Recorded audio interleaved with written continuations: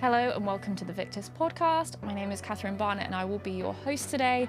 And in this episode, we will be discussing some of the year's key themes as well as some of our favourite news stories. To help us with this episode, we have our special guest, Geoff Chapman, here today. Geoff is a management consultant and specialist in global technology services within educational assessment. He also runs a blog which covers key developments in EdTech, which we'll be linking to in the show's notes. He's also previously appeared in the 4th episode of the VICTVS podcast, which we'll also be linking to, and you should definitely go and watch that. Geoff, it's great to have you back here with us today. Hi, Katherine. Thanks for inviting me back. Great to be here. Okay, Geoff, let's get into our first key theme, which I know that you're excited to talk about. And this is the pushback against exam digitalisation. So back in March, Ofqual's Sir Ian Bauckham boldly claimed to Test Magazine that when it came to digital exams, we discard pen and paper exams at our peril. He said you can't hack into a piece of paper on an exam. I think that very tried and tested way of taking exams is something that we discard at our peril, and we certainly won't be doing that on my watch. Very strong words. In November, he also spoke on this at the Schools and Academies show in Birmingham, highlighting the digital divide and the need to make sure certain students aren't disadvantaged in the move to digital exams and learning. So please share your thoughts on this. I know you have a lot to say. Absolutely. A lot to unpack. It's been quite an interesting time this year, unpicking and unpacking what the regulator has had to say about digital exams, particularly in schools. We shouldn't forget that the regulator has to tread a very fine line in terms of who their audience is, and not forgetting, obviously, from a sector perspective, from a supply perspective, we can be quite cynical, or we can go to a downer on the regulator. We always have to remember their audience as well. You have a lot of educators, you have a lot of head teachers that don't have the visibility or the vista, if you like, of digital exams. That their day-to-day is all around teaching, making sure that the school is running properly, children get what they need and the support that they need. They're not too concerned about what else happens outside of school and the parameters of not just Ofqual but Ofsted and everything else. So I do have some sympathy for the regulator in managing expectations, but also making sure that they're not throwing oil on the flames as well. Obviously, on social media, you do get more robust debate. You get a lot more, how can I put this, more combative discussion around digital exams. I think that's healthy. I think that's, I'd rather people were engaged rather than not engaged. And what I'd like to see more of is the regulator talking more about what's been going on over the last 20 years. And one thing I think the regulator could do a better job with, and the sector and trade bodies as well should do a better job with, is articulating the benefits. I still don't think we, as a sector, have really got those distilled down properly yet, because there are plenty of benefits. And I won't bore you too much with that today, but it would be nice if those key benefits could be repeated, that they could be pushed a lot harder and lobbied. And that would give, I think, not just Ofqual, but other regulators to say, yes, actually, we have been doing this for quite a while, and we've been doing it at scale, and a lot of the methods are proven, and a lot of the uncertainty and scare stories can be debunked now. And I think that's important, to try and debunk a lot of the misinformation that's out there. Again, we'll probably come to this in a later story, but the regulator needs to understand that they themselves, in a different guise, did a lot of pioneering work 20 years ago in England. And I think it would be good for them to reflect on that in the public domain, to say, yes, we have already trialled this in certain situations. We've already done a lot of piloting. Let's have a look at what we did. Perhaps that might help when we move to the next phase. So, yeah, I do have some sympathy with the regulator. But, yeah, it's up to all of us in the sector to really give them the ammunition to... Ammunition is probably not the right word. I'm going back to the combative piece again. But, give them the insights, give them that visibility of what is currently possible. And indeed, we've been doing for many a year. Yeah, some very good points there. I think that this always happens with emerging technologies and technology being introduced into other spheres, but there's so much fear-mongering, and I think it would be good for people to have a more balanced discussion, and definitely a more balanced perspective presented to them in the media about the benefits of these things, especially when, as you said, these things have already been done and trialed with certain exams. So I think it would be good to discuss the benefits of those and not shy away from that, rather than just incessant fear-mongering. I don't think is helpful. Absolutely, and it's an interesting point around where else it does work. And yes, the sector can talk very well around different sectors of where exams are delivered. So whether that's in the professional licensure or it's financial services or wherever it is, those stories have been there for a long, long time now. We're getting on for 3 decades for that, and not just in terms of paper behind glass, digitization of analog scripts, but also oral spoken, oral heard, portfolio work. All those assessment instruments are being used now at scale, and it would be good for the regulator and others to just open up the box a little bit on that. I think there's a lot that's still not been discussed, and the UK especially does really, really well. This isn't a case of, yes, Portugal have already digitised, or New Zealand have already digitised schools exams. Actually, there's a lot of great work in the UK that, again, is not being talked about. Yeah, definitely. It would be good to hear more about that. Let's go on to a slightly more bizarre news story, but one which I like, and I know we discussed in the office as well. So there was the publication and then consequent redaction of a study on exam ceiling height and its impact on exam results, which was just very strange to read about. I read the redaction first and then had to work backwards. It was very strange. So in September, an article in The Conversation was published which claimed that high ceilings in exam halls are associated with a lower exam score from candidates. And then following a query from a reader, the authors of this study reviewed their calculations and basically realised that they were wrong, and the results were a lot more nuanced than originally believed. So then The Conversation had to basically issue a redaction and an apology for publishing it in the first place. Yeah, it was a bit of a mess, really. Again, would you like to share your thoughts on this? Yeah, it's a shame because, particularly in education, you are looking for reliable, highly cited research to back up what you're saying, and the whole comparison between analog paper and digital, there's not a ton of research out there, but there is some, which I think is encouraging. One thing that does disappoint me around research is where you have organisations that are able to fund a lot of research into the status quo, where they're able to say, yes, the use of essay is a strong assessment instrument.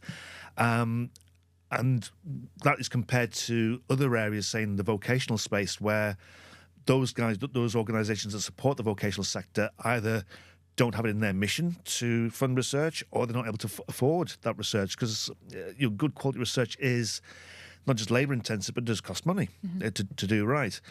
I'm not sure what happened here, whether it was a lack of resourcing or focus, or perhaps the whoever signed it off didn't bother reading it properly. Perhaps it was put through ChatGPT. Who knows? But I think that the premise of understanding the service encounter, that phrase comes from retail, but the service encounter of somebody who is experiencing high-stakes exam or any type of assessment, what does that actually look like, and what are the factors that are going to affect that delivery and affect them as a person, how they're able to perform on the day or through a series. So I think there's something in this around the location, because especially after the pandemic, you'll know as well as I do, that movement towards remote proctoring, where a learner has to basically create their own exam room. That is a service encounter which is completely new. It was completely new. Before the pandemic, remote proctoring was almost an edge case. It was something which, the e-assessment or computer-based testing nerds like me would be aware of and done some projects on. But to talk a learner through what it means to prepare their own exam room, to talk to educators about what that means as well, compared to the turn up at a venue, sit down, and then everything's going to be laid on for you. You'll be given the pieces of paper and maybe a pen if you're polite, to basically strip your whole exam room and make sure that the tech works. Again, I'm not sure if the sector did a fantastic job in doing that. The tech, is pretty robust now, and it does what it does. But the whole service encounter in terms of educating people to understand why it's different and why, not just the benefits of it, but what it means for you in your own personal circumstance. So somebody who is unable to travel to a centre because it's in a different country, or it's an 8-hour flight or whatever it might be, that situation really works for them to have their exam in their own home. But by the same token, other people who may be in a house of multiple occupancy, those guys don't have the privilege of having a quiet room. There could be in shared accommodation. It's noisy. There's a lot going on.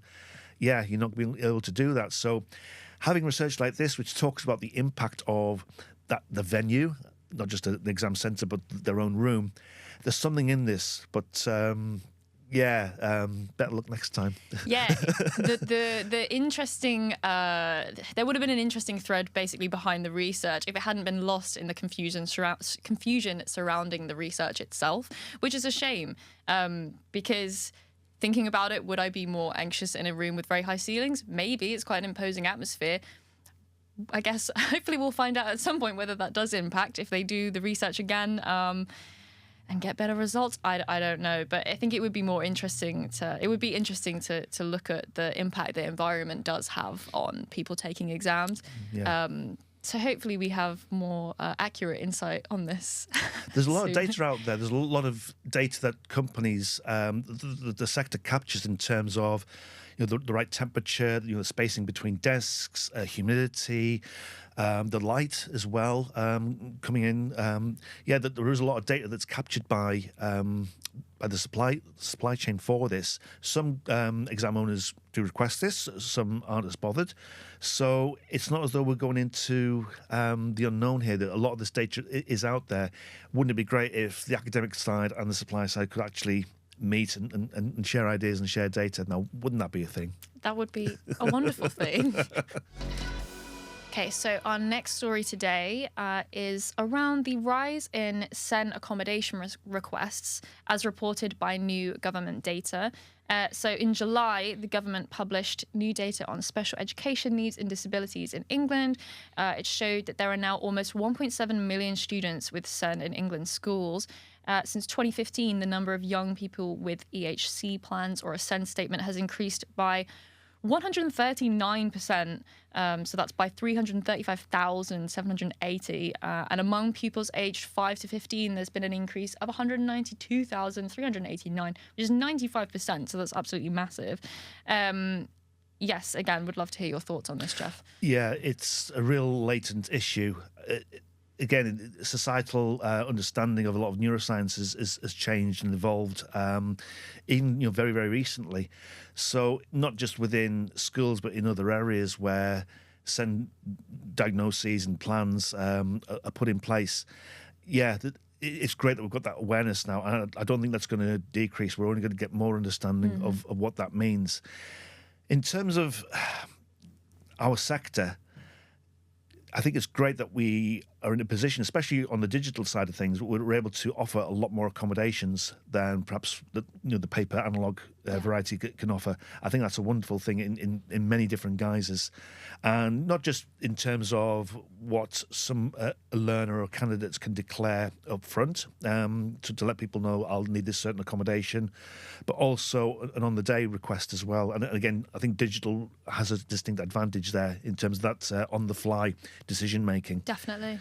So I think there's a lot of positives we can take from that. The negative, or one of the negatives here, is the real pressure on educators, on exam officer staff, on a lot of people who have processes, procedures, work instructions, buildings that are set up for an analogue situation, maybe 30 years ago, maybe a bit more.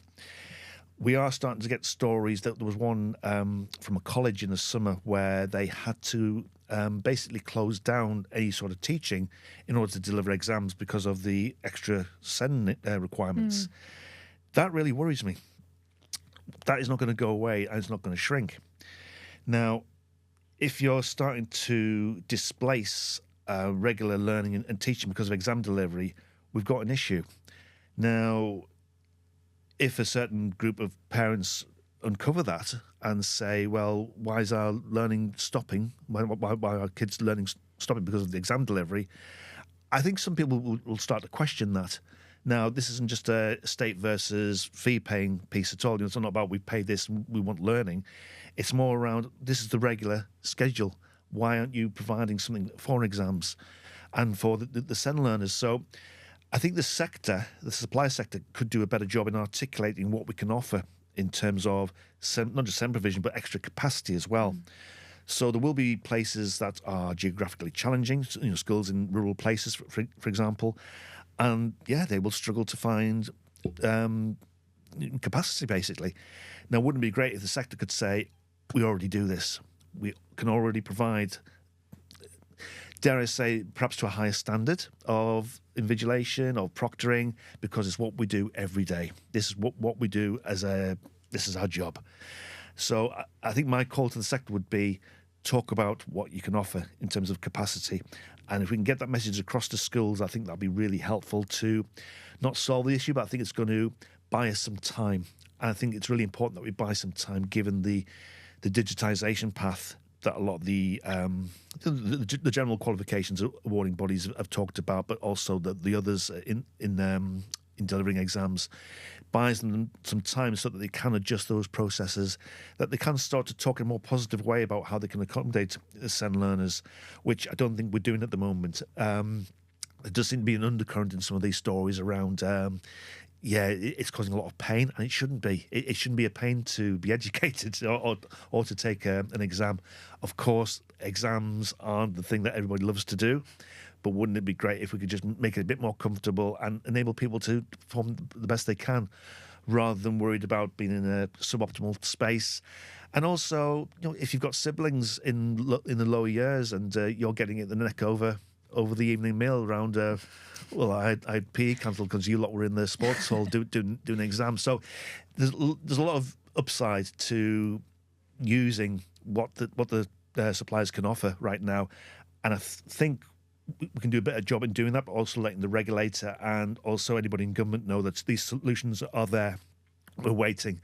On a slightly different angle as well, when we look at a lot of the empty buildings that are around, especially in urban locations, every council in England has a list of buildings that are empty. I'm not sure it's beyond the wit of man and some shop outfitters to say, wouldn't it be great if we could talk to local schools and the supplier community in computer-based testing? Could we fit something out? Couldn't we actually supply something which is local, and also we're keeping the high street going as well? You're going to get that throughput and have a space which is specially designed for exam delivery, and it's configurable. So again, a lot of those solutions are there. The data's there. We just need to be better as a sector in articulating those. Yes, definitely. I mean, I love the idea of using buildings which are already empty and fitting them for a really great purpose. If only we could make everybody do that, it would be really wonderful. Absolutely. I definitely think there's an answer for everyone here where we can be really inclusive and help those students with those requests, as well as still being able to facilitate the needs of other students. There's absolutely a balance there that we can get. I think, as you said, it just involves, work from everybody and using the things that we already know are possible, and the supplies that are already there. It will be interesting to see what kind of happens there next year, I think. Yeah, schools and teachers are under so much pressure anyway. Wouldn't it be great if we could offer this as a bundled solution that you could use in so many towns and cities as well? It's almost sitting up and begging for somebody to say, we're here, we're waiting for you, and we could get a lot of those problems off your back and as I said before, buy us some time. Our final news story today, which again was a slightly humorous piece for me, I think. So this was a news piece published by the BBC where an invigilator claims she's only caught 3 exam cheats in 25 years. Another very bold claim. So Dr. Laird, I'm sorry if I'm pronouncing your name wrong, has been the chief invigilator at Portobello High School in Edinburgh and worked there as an invigilator for 25 years. She claimed in this BBC article back in May to have only caught 3 exam cheats in 25 years. She mentioned here somebody looking up a lot of words in a dictionary starting with A or B as one of the cheats that she saw. And then somebody else she mentioned had a mobile phone in their pocket. So those were 2 of the incidences that she was cited. I have lots to say on this. Please go first. I think it's a good thing that I mentioned before about the pandemic, creating remote invigilation, remote proctoring as a viable solution. But what it also did was that it helped to codify the role of the invigilator, and it helped to enabled people to understand how important that role is and why it's important as well. So there are some organisations which will provide guidelines, and they'll say the invigilation should do this, that and the other. I've written before about how the professionalisation of invigilation is something that we need to latch on to. If we are putting a lot of trust and currency in high-stakes assessment, we need the suppliers, the solutions, the teams, the invigilators that match that. What we don't want is somebody. We don't just want one body who's getting the petrol money paid. Yeah, I think it's really important that the professionalisation and the codification of invigilation is talked about a lot more.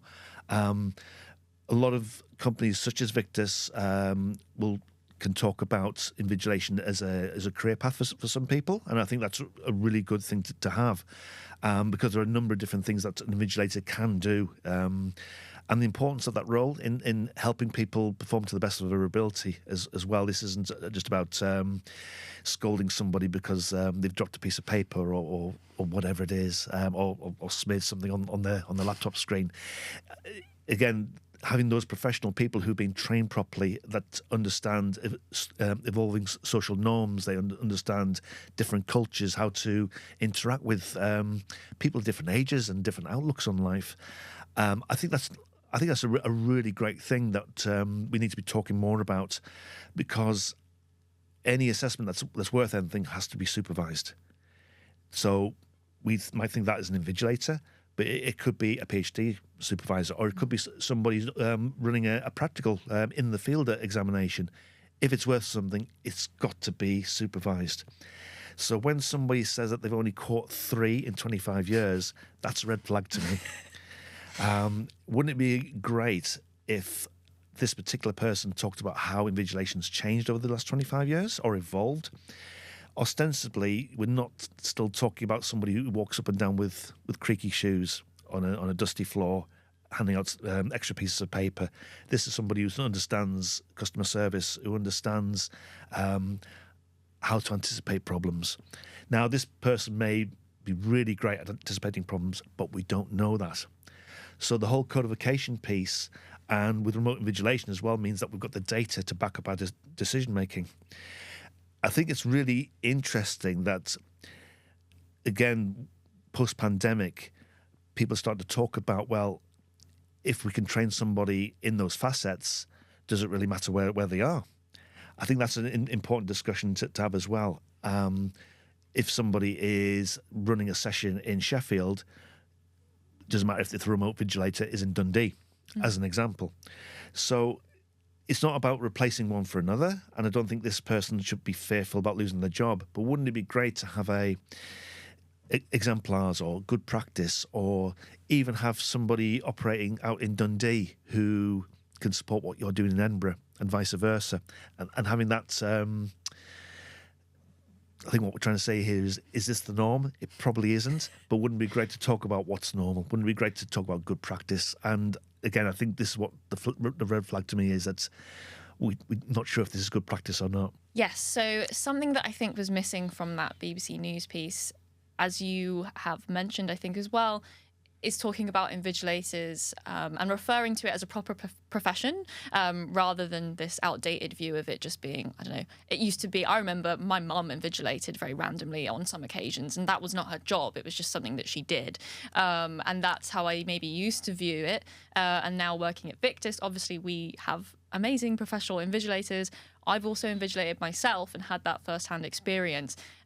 So I do think that there should have been more written in this article about the profession and made it seem like a more serious thing, because it is. And I think that people need to understand that, really. And yeah, I think it's crazy that someone would only spot 3 instances of cheating in 25 years, because even in one exam that I invigilated the other day, there were 2 instances. One, someone had their phone on the desk, so that's already ticked off one that she said happened in the last 25 years.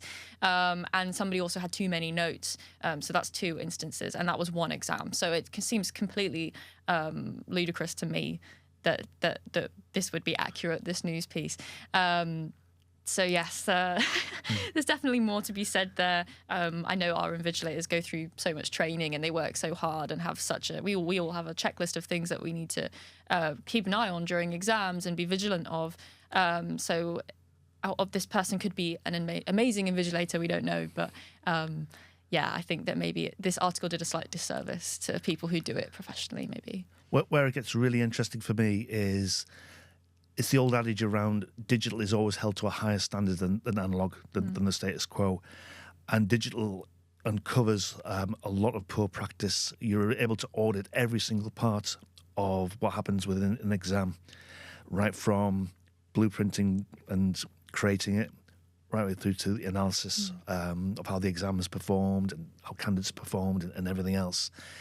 And that makes some people really uncomfortable.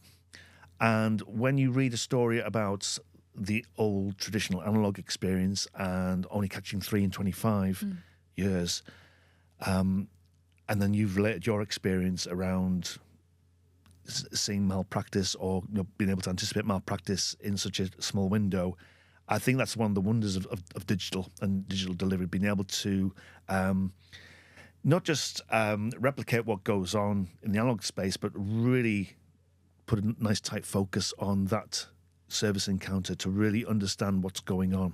And also as well, it reflects back to the learners, to the candidates, to say, we're taking this seriously. Are you taking it seriously? So that cultural change, I think, it's still very fluid. I don't think we're quite there yet. But yeah, invigilation is starting to become more professionalised because digital has enabled that. And I think it's great that we're being held, or digital's being held to a much higher standard, because it starts to shine a very harsh light on suboptimal practice as we've seen. I'd love to hear more about your thoughts for 2025. So do you have any predictions on what we can expect to see dominating the news in the edtech or education and assessment space, I should say, for the next year? Yeah, I'm not a futurologist. I'm more of a kind of roll the sleeves up and get stuff done sort of person. But I am seeing some trends out there, so I'll be better talk to those sort of trends, really. I think we talked a lot about SEN learners and their needs, and I think that is one trend that's pretty obvious to everybody. What I think might happen next year is that we'll get an instant where there's been inadequate provision for whatever reason, and there'll be some big news story around either a school or a college or whoever it is has not been able to be providing for a SEN learner. We have seen that in Ireland last year. I was asked to help out with a particular case around the Irish Leaving Certificate, and a colleague of mine in Dublin really helped out a family where a young girl wanted to have a digital version of a Leaving Certificate exam and was refused by the exam board. And yeah, they had to go legal to get that. Now, they got a successful outcome, but we shouldn't have to go through that process. Nobody should be felt alone in having to do that and recourse to that. So I think we'll see other instances of that, and I think we'll probably see a major one because of the bigger demand that we talked about before, the stress that a lot of the schools and the colleges and the teachers are under in providing for SEN learners. So, yeah, the first prediction, if you will, is I think we'll probably see a major incident because of the huge growth. Yeah, I would not be surprised at all if we saw that either. I would also like to know what you would like to see happening in the education and assessment space. Absolutely. I've talked at length about recognition of our sector. So, some people have worked in the sector a lot longer than I have in the digital arena. Delivering high stakes digital assessment at scale, portfolio, all the different instruments that have been digitized in that time, and we've seen so many examples outside the UK as well. Now, the sector is still being the digital sector is still being treated as a disruptive child. It's still being treated as though, shut up, go to your room, and leave the quote-unquote adults to deal with this in the way that we're used to. So those stories and those advocacies and all that good news that we've been doing for all this length of time, for some reason, doesn't seem to reach the parts that it should. Now, I think that's not the fault of the people who should be listening, who aren't listening. I think it's the job of trade bodies, the suppliers, and the learners as well. I think the learners play a part in this to recognise that the solutions are there. Some good practice I am seeing for learner forums, I think, will impact one or two of the larger England exam owners already have learner forums where essentially they're asking them, how should we be doing this? What is it that you're looking for? Because we shouldn't be doing assessment to people, really. You need to involve the people who are being assessed, and that's the learners. This shouldn't be a top-down thing, notwithstanding the currency of the qualification or the security of delivery or anything like that. But you need to involve, in any situation, you need to involve the people, the stakeholders, if you will, of who we're actually involving here. So I'm really encouraged that some exam owners are putting resource into getting those learners together on a scheduled, regular basis and talking through assessments. I'm really, really pleased to see that. I wish it was something that was mandated by the regulator.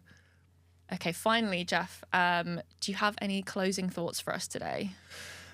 I think it's a really interesting moment in the assessment sector when you look at what the UK government is trying to do, especially in England in terms of education.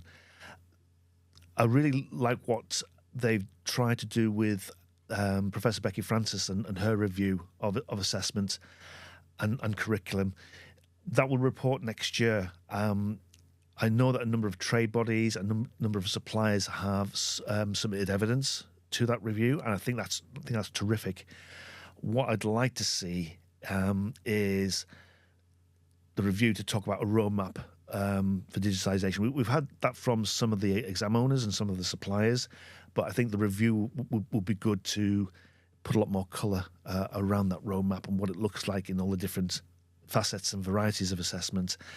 What I don't want to see is the review to hide behind, oh, we can't do it because not everybody has a tablet computer, or we can't do it because we need to run training courses for everybody, or we can't do it because there's not enough money.